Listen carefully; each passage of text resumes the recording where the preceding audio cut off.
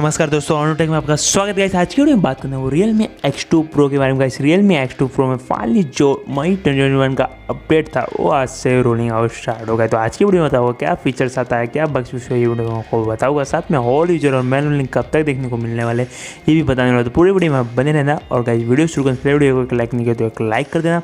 तो स्टार्ट करते थे। जैसे कि आप स्क्रीन पे देख रहे हो RMX 1931 ये Realme X2 Pro का मॉडल नंबर है। 3.37 के नाम से अपडेट आया। मतलब वर्जन की बात करें तो 3.37 का वर्जन देखने को मिल जाएगा।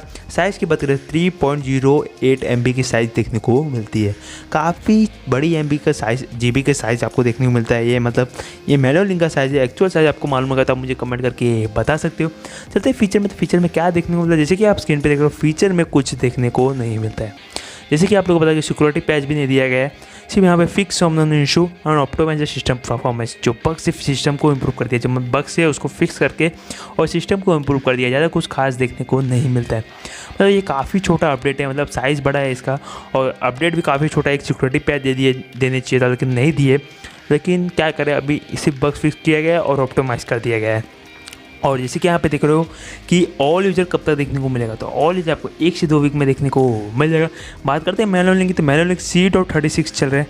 अभी तक मैनुअल लिंक नहीं आया है, तो वेट करो 3-4 दिन में देखने को मिल जाएगा। तो गाइस ये छोटा सा वीडियो, तो गाइस इतने था वीडियो में।